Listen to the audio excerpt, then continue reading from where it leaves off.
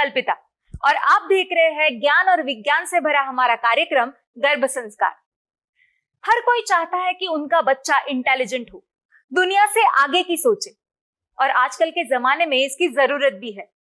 तो किस तरह से अपने बच्चे का बौद्धिक स्तर गर्भ में ही बढ़ाया जाता है, इस बारे में हमें जानकारी देने के लिए हमारे साथ मौजूद है गर्भ संस्कार की विशेषज्ञ डॉक्टर सोनल जैन जायसवाल। डॉक्टर सोनल जैन जायसवाल, आप स्पिरिचुअल एंड वेलनेस कोच के रूप में काम कर रही हैं। आप spiritual intelligence, panchakoshas, chakras, karmas, mind power, kundalini जागरण, मृत्यु के बाद का जीवन सहित विभिन्न विषयों पर बातचीत, लेखन, ब्लॉग, परामर्श और ध्यान सत्र के माध्यम से लाखों लोगों के जीवन को छू रही हैं। गर्भाधान, गर्भ संस्कार, दिव्य मां, गर्भधारण, गर्भावस्था और डिलीवरी के बाद देखभाल के लिए सैकड़ों भावी माताओं और नई माताओं को परामर्श देती है। आपके लेख विदेश के प्रतिष्ठित अखबारों और पत्रिकाओं में प्रकाशित होते हैं। बच्चों के संपूर्ण विकास के लिए डॉक्टर सोनल ने इंटेलिजेंस मॉडल बनाया है, जो ड्रीम बेबी की अभिव्यक्ति के लिए एक संरचित चरण दर चरण दृष्टिकोण है। सोनल जी, आपका बहुत बहुत स्वागत है हमारे कार्यक्रम में। धन्यवाद। दोस्तों, सोनल जी हमारे साथ जुड़ चुकी है। अगर आपके मन में गर्भ संस्कार से जुड़े कुछ सवाल है तो आप भी हमसे जुड़ सकते हैं। सोनल मैम, पिछले एपिसोड में हमने बात की थी 9 इंटेलिजेंस के बारे में। उनमें से 3 इंटेलिजेंस तो आपने हमें बता दिए। आज मैं आपसे जानना चाहूंगी कि म्यूजिकल इंटेलिजेंस क्या होता है। म्यूजिकल इंटेलिजेंस, नाम से आप समझ पा रही हैं, जी। It's all about music. जी तो म्यूजिकल इंटेलिजेंस है कि म्यूजिक को फील करना, जी उसके टोन को, उसकी पिच को, उसकी रिदम को, जी उसे फील करना है म्यूजिकल इंटेलिजेंस। जो म्यूजिक कंपोज करते हैं वो उसको फील कर पाते हैं कि किस तरह से उसका पिच जाएगा, टोन जाएगा, उसमें जो वैरायटी क्रिएट होगी वो एक प्ले होता है उनके माइंड में। Before they compose they play it in their mind. That is intelligence. आपको मे बी आश्चर्य हो कि भाई म्यूजिक में क्या इंटेलिजेंस की बात हुई, but yes, it's a very very important intelligence, because हमारे अंदर जो म्यूजिकल फैकल्टीज है वो एक्टिवेट होती है और ये म्यूजिकल इंटेलिजेंस है। जी। सोनू निगम तो आप जानते होंगे। बिल्कुल। तो सोनू निगम बहुत क्रेडिट देते हैं अपने सक्सेस की अपने मदर को, कि जब वो अपने माँ के गर्भ में थे और उनका जो अर्ली चाइल्डहुड था वो उसमें उनकी मदर ने बहुत बड़ा रोल प्ले किया है और वो बहुत इंडेटेड है अपनी मदर को। आज उनकी मदर नहीं है because of some serious disease, she passed away, but अभी भी उनके मन में अपनी माँ को लेके बहुत ग्रैटिट्यूड है कि वो आज जो भी बने हैं, जैसे भी बने हैं, वो सब उनकी मदर के कारण है। सिमिलरली हम म्यूजिक के फील्ड में बहुत सारे इस तरह के कॉम्बिनेशन, फादर सन कॉम्बिनेशंस देखेंगे। जैसे तबला में हम सब जानते हैं जाकिर हुसैन और अल्लाह रखा खान जी जो है, they are like the best tabla duo ever. उसी तरह से राकेश चौरसिया, हरिप्रसाद चौरसिया फ्लूट में हो गए, और उसी प्रकार से राकेश शर्मा और उनके पिताजी शिव कुमार शर्मा संतूर के फील्ड में बहुत जाने जाते हैं। तो ये क्या कारण है कि इस फादर सन का कॉम्बिनेशन, अगर हम देखें इस पर कुछ मैंने ऐसे डायरेक्टली तो नहीं पढ़ा है, बट जस्ट मैं इस तरह का फील कर रही हूँ कि भाई जो एक घर होता है उस घर का एक वातावरण होता है जहाँ रियाज चलता रहता है, इस तरह की प्रैक्टिसेस चलती रहती है। तो जब वो बच्चा गर्भ में होता है और उसकी अर्ली चाइल्डहुड होती है, तो इस तरह की चीजें जब उसके कान में पढ़ती है, जाती है, तो एक ऑटोमेटिकली न्यूरल पाथवे को क्रिएट करती है, उसके उस इंटेलिजेंस को एक्टिवेट करती है।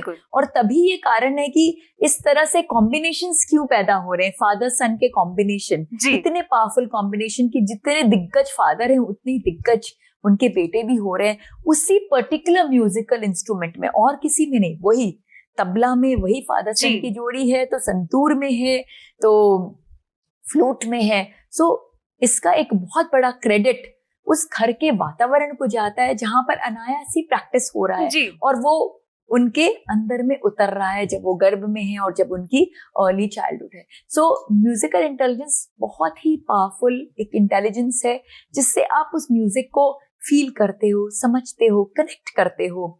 और लेकिन अगर किसी मदर को ये इंटेलिजेंस को डेवलप करना है, so it is very important कि वो म्यूजिक को फील करे, सिर्फ एंटरटेनमेंट के लिए नहीं, फील करे जी। एक तो हम सिर्फ एंटरटेनमेंट के लिए सुनते हैं और दूसरा हम उसको अपने जहन में भी उतारते हैं, बिल्कुल। तो वो उतारने की बात होगी। और अगर बहुत हाई लेवल का डेवलप करना है तो उन्हें खुद ने कुछ इंस्ट्रूमेंट सीखना चाहिए, रियाज करना चाहिए, वोकल्स की प्रैक्टिस करनी चाहिए, तब वो अपने अंदर ये इंटेलिजेंस को डेवलप कर पाएंगी, ताकि उनके बच्चे में इंटेलिजेंस ऑटोमेटिकली आ सके। जी मैम, आपने बताया कि ये जो म्यूजिकल इंस्ट्रूमेंट प्ले करते हैं या फिर गाते हैं उनका म्यूजिकल इंटेलिजेंस बहुत स्ट्रांग होता है, तो ये तानसेन हो गए, लेकिन क्या कानसेन भी म्यूजिकल इंटेलिजेंस में आते हैं? अब आपने बोले तानसेन और कानसेन, तो तानसेन क्या करते हैं, वो सुर और तान उसे लगाते हैं, और कानसेन क्या करते हैं, वो सुनते हैं जी। तो कानसेन वाले जो कैटेगरी है वो म्यूजिक को अप्रिशिएट करेगी जी, पर श्रोता तो चाहिए ना जी। हर इंसान देखिए म्यूजिक को अप्रिशिएट नहीं करता। There are 3 categories. एक होते हैं जो कंपोज करते हैं जी। इसका सृजन करते हैं, दूसरी कैटेगरी वो होगी तानसेन वाली कैटेगरी, दूसरी वाली कैटेगरी होगी आपकी कानसेन की कैटेगरी जो सुन के एंजॉय करते हो, तीसरी कैटेगरी जिनको कोई इंटरेस्ट नहीं है जी। तो भाई जहां ना तानसेन है ना कानसेन है वहां नो सेन है तो वो तो एंजॉय नहीं कर रहे। बट यस, अगर कोई मदर सुन रही है, एंजॉय कर रही है, तो नेचुरली उस बच्चे में भी म्यूजिक का सेंस डेवलप हो रहा है। मे बी वो म्यूजिक को कंपोज ना कर पाए बट उसको अप्रिशिएट तो कर सकेगा। और अगर वो बहुत डीप लेवल में अगर डेवलप हो तो शायद कानसेन से तानसेन का जो वो बोलते हैं ना लक्ष्मण रेखा कब वो क्रॉस कर जाए पता नहीं। तो ऑफ कोर्स म्यूजिकल का सेंस तो डेवलप होता ही होता है। अब किस लेवल का होगा वो डिपेंड करेगा आप किस डेप्थ में उसे कर रहे हो। देखिए गर्भ संस्कार में हर चीज डेप्थ की बात है जी। आप जितने डीप उतरोगे आप उतने स्ट्रांगली उसको अचीव कर पाओगे, because it is all it's a science, it's about neural pathway creation. आप जितना उस पाथवे को कंटिन्यूअसली ट्रैवर्स करते जाओगे, जितने स्ट्रांगली जितने डीपली उसको आप उसके ऊपर में आप उसको कनेक्ट करोगे, वो उतना स्ट्रॉन्ग इम्प्रिंट छोड़ेगा, और जितना स्ट्रॉन्ग इम्प्रिंट छोड़ेगा उतनी स्ट्रॉन्ग लर्निंग होगी और उतना अच्छा स्किल से डेवलप होगा। और वो आप हल्के फुल्के करोगे, कभी इधर कभी उधर कभी उधर, तो वो उस तरह से ही होगा। तो आप जितने डीपली करोगे उतना अच्छा होगा, चाहे तानसेन हो चाहे कानसेन हो। कानसेन भी बहुत अच्छे से किया तो पता नहीं तानसेन बन जाए, you never know, right? बिल्कुल। मैम, म्यूजिकल इंटेलिजेंस के बाद आता है विजुअल इंटेलिजेंस, तो वो क्या होता है, वो किस तरह से काम करता है? विजुअल इंटेलिजेंस हुआ विजुअलाइज करना जी। जैसा कि मैंने पहले भी आपको बताया था, ये पहले एक जमीन थी जहाँ पे कुछ भी नहीं था, और फिर क्या हुआ, जो एक आर्किटेक्ट है उस आर्किटेक्ट के दिमाग में आया कि इस तरह से इसका एक स्ट्रक्चर होना चाहिए, इसकी एक रूपरेखा होनी चाहिए, यहाँ पे से वॉल्स होने चाहिए, इस तरह से सीढ़ी बननी चाहिए, इस तरह से इसकी पोजीशनिंग होनी चाहिए। उसने एक 3D मॉडल को अपने माइंड में विजुअलाइज किया जी।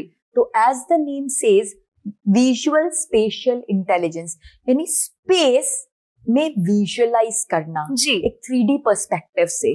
तो जो हमारे जितने भी आर्किटेक्ट हैं, हमारे इंजीनियर्स हैं, हमारे इंटीरियर डिजाइनर्स हैं, हमारे फैशन डिजाइनर्स हैं, इन सब का ये सेंस बहुत स्ट्रांग होता है। क्यों स्ट्रांग होता है? क्योंकि आउट ऑफ नथिंग वो विजुअलाइज कर सकते हैं। एक आर्टिस्ट है, कुछ भी नहीं है, वो विजुअलाइज कर लेता है कि वो इसमें मैं इस शेड के कलर डालूंगा तो कैसा लगेगा। एक इंटीरियर डिजाइनर है, कुछ भी नहीं, वो विजुअलाइज कर लेता है कि इसमें अगर इस तरह का मैं अगर वीनियर लगाऊंगा, या इस तरह के लैमिनेट्स लगाऊंगा, इस तरह की फ्लोरिंग करूंगा, इस तरह के कलर कॉम्बिनेशन यूज करूंगा, कर्टन्स लगाऊंगा, फर्नीचर्स फिक्सचर्स लगाऊंगा, ये इस तरह से इवॉल्व करेगा जी। उसी तरह से आर्किटेक्ट है, जमीन है, कुछ भी नहीं है, वो एक बिल्डिंग को अपने दिमाग में क्रिएट कर सकता है। This is all 3D creation, space में क्रिएट करना।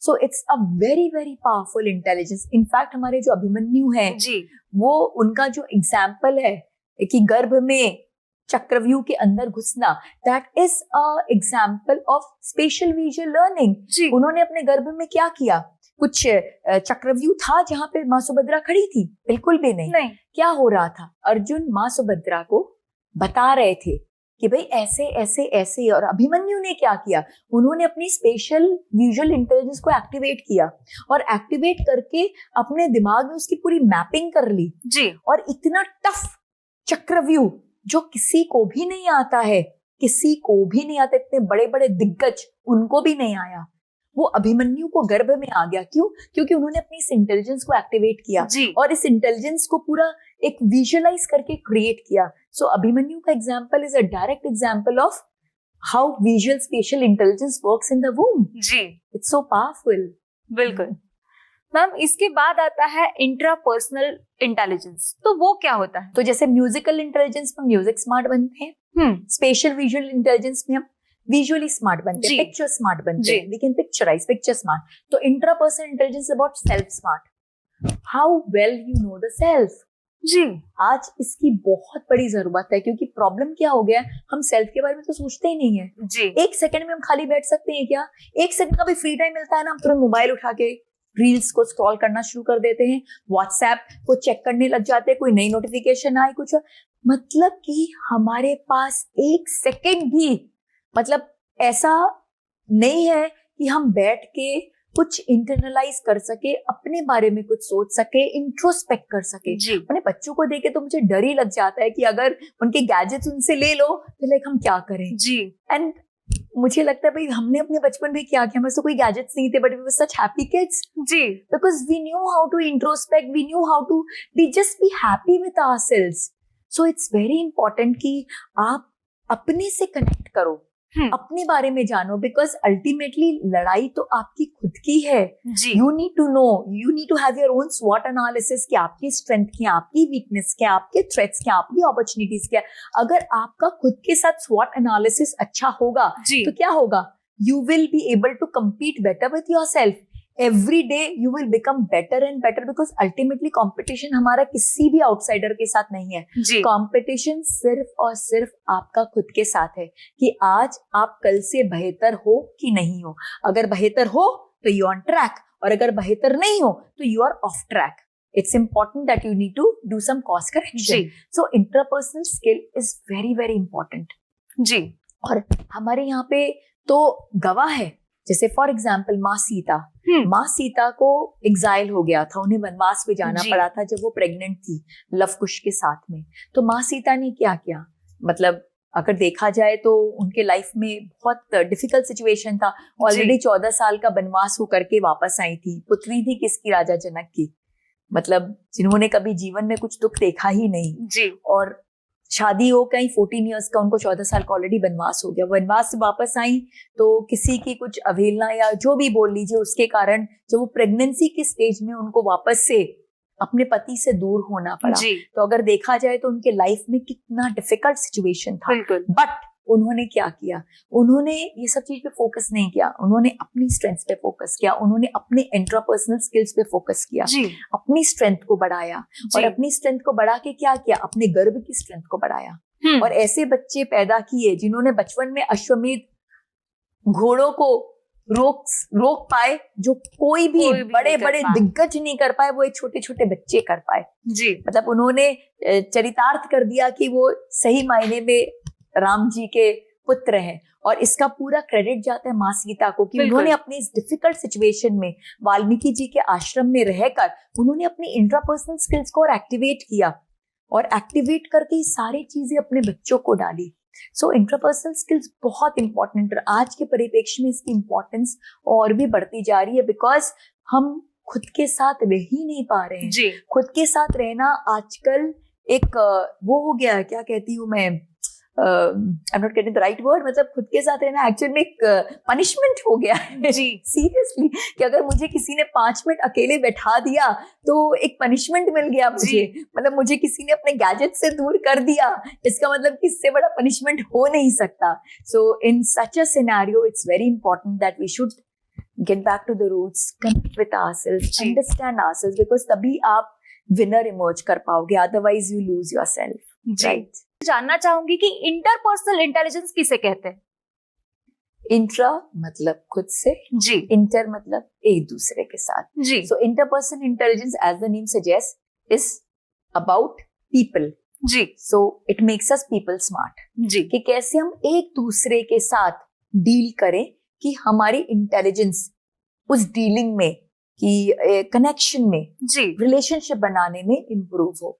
सो interpersonal intelligence is all about connecting with people, कि हम कितने अच्छे से लोगों से कनेक्ट कर पाते हैं, हम कितने अच्छे से लोगों की बातों को फील कर पाते हैं, एम्पैथाइज कर पाते हैं, समझ पाते हैं, उनके शूज में स्टेप इन करके हम समझ सकते हैं कि उनकी क्या सिचुएशन है, क्यों है, कैसे है। सो बेसिकली लोगों को समझना, महसूस करना, फील करना और फिर कनेक्ट करना फ्रॉम द हार्ट। जी। आजकल तो क्या बहुत सारे रिलेशन बनते हैं, अपने अपने फायदे के बनते हैं, शॉर्ट टर्म रहते हैं, but when we really talk about interpersonal intelligence then it is about long term relationship. और लॉन्ग टर्म रिलेशनशिप तब होता है जब वो दिल से होता है, विन विन होता है, एक दूसरे को समझ के, महसूस करके, फील करके होता है। जी। क्योंकि क्या है कि चम्मच और बोलते ना कढ़ाई रहेगी और खाना पकेगा तो आवाज तो होगा ही होगा। बिल्कुल। दो इंसान रहेंगे तो तकरार तो होगी ही। इनफैक्ट वो तकरार में ही ग्रोथ है, बिकॉज कहते हैं ना when everybody is thinking alike then nobody is thinking. अगर डाइवर्स थिंकिंग आती, इसका मतलब कि सब अपने अपने पर्सपेक्टिव से सोच रहे हैं। तो इंटरपर्सनल रिलेशनशिप में इस तरह की तकरारें तो होंगी ही होंगी, but what is important is understand the root cause and resolve it rather than just break it off. So interpersonal relationship is all about this and it is very important in today's world because आज की दुनिया में क्या हो रहा है, आज की दुनिया में रियल वर्ल्ड से ज्यादा हम वर्चुअल वर्ल्ड में जीने लग गए हैं, राइट? और वर्चुअल वर्ल्ड में तो कुछ भी हो सकता है, राइट? ज्यादा मुझे बताना नहीं है। सो हम जैसे जैसे रील की तरफ जा रहे हैं, हम रियल से दूर होते जा रहे हैं। सो ऐसे सिचुएशन में प्रॉब्लम्स बहुत बढ़ती जा रही है बिकॉज हम रियलिटी से डिस्कनेक्टेड होते जा रहे हैं। तो बहुत जरूरी है कि हम वो रियल रिलेशनशिप्स को डेवलप करें, और वो रियल रिलेशनशिप तब भी डेवलप हो पाएगी जब हम इस इंटरपर्सनल इंटेलिजेंस को एक्टिवेट करेंगे। और ये बहुत इजी है एक्टिवेट करना। You just need to love people. आपको बस लोगों से मोहब्बत होनी चाहिए, राइट? बस अगर if you are loving then it automatically gets developed. तो आज के कॉन्टेक्स्ट में बहुत इंपॉर्टेंस लेगा, and specially in this world of AI, जब आर्टिफिशियल इंटेलिजेंस इतना बढ़ता जा रहा है, इतना पावरफुल होता जा रहा है, तो हम ह्यूमन अगर एकजुट होके रहेंगे, एक दूसरे को सपोर्ट करेंगे, तो शायद हमारी पावर बनी रहेगी। Otherwise you never know what will happen. बिल्कुल मैम, जैसे कि आपने कहा कि इस एआई के वर्ल्ड में हमें एकजुट होकर रहना बहुत जरूरी है, तो जितना हम अपने नेचुरल फॉर्म में रहते हैं उतना हम ओरिजिनल रहते हैं। तो अगला हमारा जो इंटेलिजेंस है वो है नेचुरलिस्टिक इंटेलिजेंस। तो वो किस तरह से काम करता है? नेचुरलिस्टिक यानी नेचर स्मार्ट होना, नेचर के साथ कनेक्टेड रहना। इंट्रा हमें खुद से जोड़ता है, इंटर लोगों से जोड़ता है। बिल्कुल। लेकिन ये ब्रह्मांड में ह्यूमन के अलावा और भी बहुत कुछ है, क्योंकि ये जो पूरी क्रिएशन है ना भगवान की, ये सारी क्रिएशन को लव करने का, रिस्पेक्ट करने का, उनका केयर करने की बहुत बड़ी जिम्मेदारी है हमारी, because we are the best creation. तो जो बेस्ट होता है ना, बोलते हैं जो परिवार का मुखिया होता है, उसकी जिम्मेदारी होती है पूरे परिवार का ध्यान रखने की। बिल्कुल। तो सिमिलरली हम इस जगत के मुखिया हैं, we human rule the world, we are the best creation of God. तो हमारी जिम्मेदारी है कि भगवान के जो और दूसरे क्रिएशन है वो सैबोटैज ना हो, वो प्रॉब्लम में ना आए। This is our responsibility. So naturalistic intelligence is all about that. Other than human race, जो भी भगवान की क्रिएशन है, जितने भी पेड़ पौधे हैं, प्लांटेशंस, जितने भी पशु पक्षी हैं, द एनिमल किंगडम, और उसके अलावा जो 5 एलिमेंट्स ऑफ नेचर है, earth, water, fire, air and ether, धरती, जल, अग्नि, वायु और आकाश, ये जो 5 तत्वों की जो बनी हुई दुनिया है, पंच तत्वों की, ये सब के प्रति हमारी जिम्मेदारी है। और अगर हम अपनी इस जिम्मेदारी का पालन नहीं करेंगे, जो हम टू बी ऑनेस्ट हम नहीं कर रहे हैं ठीक से, तो हमें पता है हश्र क्या हो रहा है। जगह जगह वाटर शॉर्टेजेस हो गई है, बिल्कुल, पानी की सीरियस कमी होने लग गई है, एयर पोल्यूशन बढ़ता जा रहा है। पता नहीं कब हमें ऑक्सीजन सिलेंडर के साथ चलना पड़े, अपने पास एक ऑक्सीजन सिलेंडर का रिसोर्स रखना पड़े कि कहीं उसका इतना ड्रॉप हो गया कि हमें तुरंत आर्टिफिशियल लगा के पंप इन करना पड़ी। Don't know where we are going. Deforestation हमने इतना कर दिया है, पेड़ पौधे सारे काट दिए हैं ताकि हम सीमेंट के रोड्स बना सके, बड़ी बड़ी बिल्डिंग्स बना सके। हमने पूरी जो अपनी धरती माँ है वो सबको बंजर हम बनाते जा रहे हैं।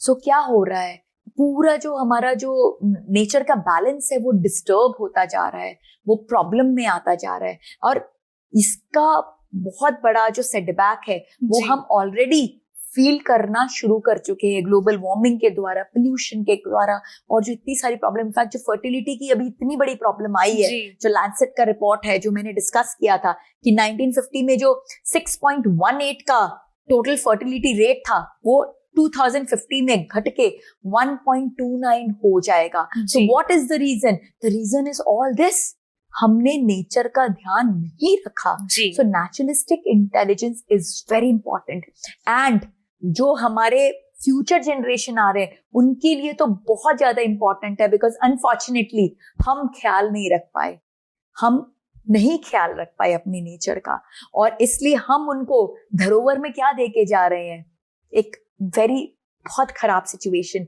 तो अगर वो भी ख्याल नहीं रखेंगे तो और वर्सनिंग हो जाएगी। सो बहुत जरूरी है कि हम गर्भ में ही ये सारे इंटेलिजेंस उनके डेवलप करें, उनको जागरूक करें about sustainability, about importance of these 5 elements, about importance of the animal kingdom, the food chain, the food web. अगर ये सब चीजों का अगर हम उन्हें जागरूक बनाएंगे तो शायद आने वाली जो दुनिया है वो उतनी भयावह ना हो जितनी भयावह हमें आज लग रही है। So it is very important. In fact हमारे शास्त्र में हमने देखा है, माँ शकुंतला का तो नाम आपने सुना होगा। जी बिल्कुल। राजा दुष्यंत की पत्नी थी वो, उन्होंने गंधर्व विवाह किया था, बट अनफॉर्चुनेटली कुछ श्राप के कारण उन्हें सेपरेट होना पड़ा। और जब वो सेपरेट हुई तो उसी सिचुएशन में किस राजा भरत, जो भरत हैं उनको मैं राजा कह रही हूँ क्योंकि वो राजा ही हैं, राजा के अलावा उनको कुछ और नाम से नहीं कहा जा सकता। ही वॉज लाइक अ चक्रवर्ती किंग ऑफ ऑल टाइम्स, और उन्हीं के नाम पे हमारे देश का नाम पड़ा। तो राजा भरत जो है उनका बर्थ हुआ था माँ शकुंतला के वूम से, और उस समय माँ शकुंतला अपने जीवन के सबसे डिफिकल्ट सिचुएशन में थी क्योंकि उनके पति उनको भूल चुके थे, क्योंकि कुछ श्राप था। अकेली वो पालन कर रही थी एक नन्हे से बच्चे का। लेकिन उन्होंने क्या किया, उन्होंने ये पूरी सिचुएशन को अपने स्ट्रेंथ में लिया। हमारे पास हमेशा लाइफ में एक ऑप्शन रहता है कि हम जो अपनी सिचुएशन है उसको वीकनेस बना के हाय तौबा मचाएं, या उसी सिचुएशन को अपनी स्ट्रेंथ बना के उस पर विजय प्राप्त करें। तो माँ शकुंतला ने जो किया वो हम सबको करना चाहिए। उन्होंने अपनी डिफिकल्टीज को अपना स्ट्रेंथ बनाया।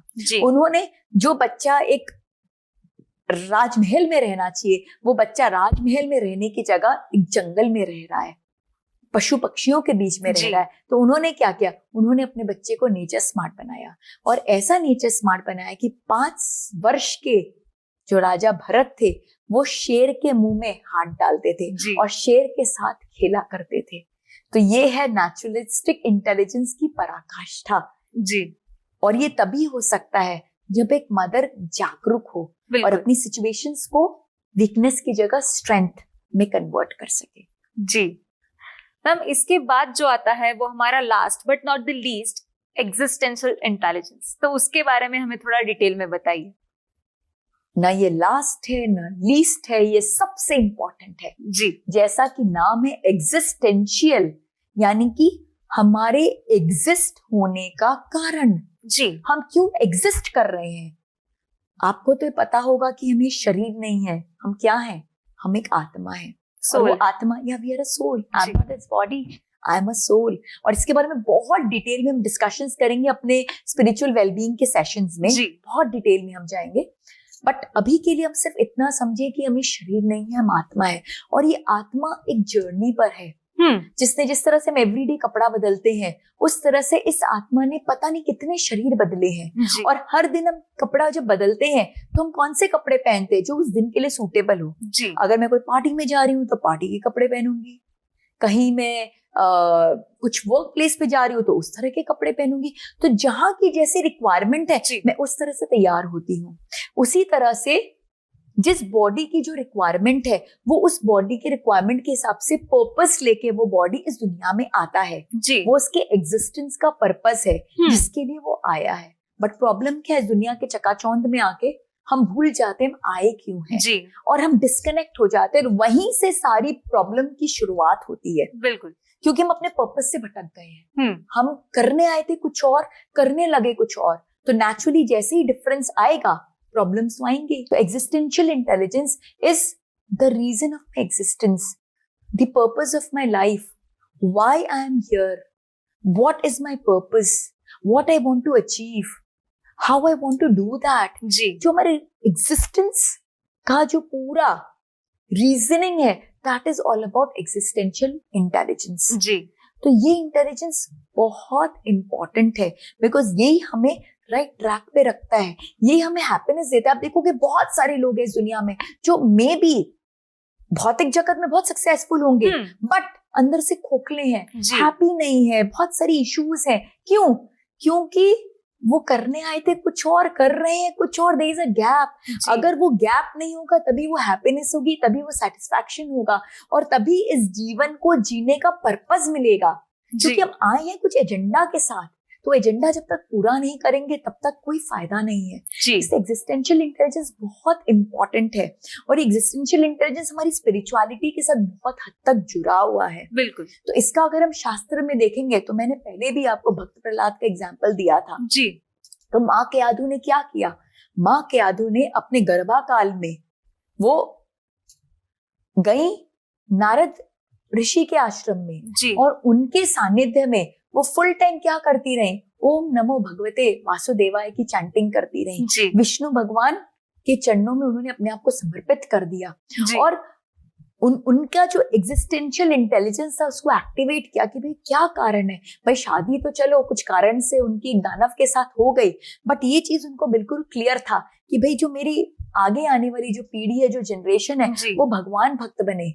बिल्कुल वो इस तरह से भगवान से अलग ना हो, दूर ना हो, भगवान के सानिध्य में रहे, और उन्होंने उस पर पूरी वर्किंग की, और तभी भक्त प्रहलाद का जन्म हुआ, जो भक्त शिरोमणि में सबसे बोलते ना एकदम उच्च स्थान पर है। इनफैक्ट उनके बराबर में तो शायद कोई भी नहीं, बिल्कुल नहीं, है ना। तो यही एग्जिस्टेंशियल इंटेलिजेंस है कि हम अपने एग्जिस्टेंस को अच्छे से समझें, अपने जीवन को अच्छे से समझें। इसलिए कहते हैं कि existential intelligence is all about being life smart, कि अपने जीवन के बारे में कितने स्मार्ट हो, अपने जीवन को कितने स्मार्टली जी रहे हो, उसके कारणों को समझ रहे हो, उसके इंटेंशंस को, उसके पर्पस को समझ रहे हो। That is all about existential intelligence. जी, thank you so much ma'am. Intelligence के 9 प्रकारों के बारे में आपने इतने आसान शब्दों में हमें समझाया है कि मुझे यकीन है कि हमारे दर्शक भी समझ गए होंगे। आप यहाँ पर आई, इसके लिए आपका बहुत बहुत शुक्रिया। धन्यवाद। दोस्तों, अगर आप भी गर्भ संस्कार के बारे में कुछ जानना चाहते हैं, सोनल जी से कुछ पूछना चाहते हैं, तो आप भी हमसे कांटेक्ट कर सकते हैं। अब अपनी होस्ट और दोस्त कल्पिता को इजाजत दीजिए, फिर मुलाकात होगी गर्भ संस्कार के अगले एपिसोड में। तब तक अपना ख्याल रखिए।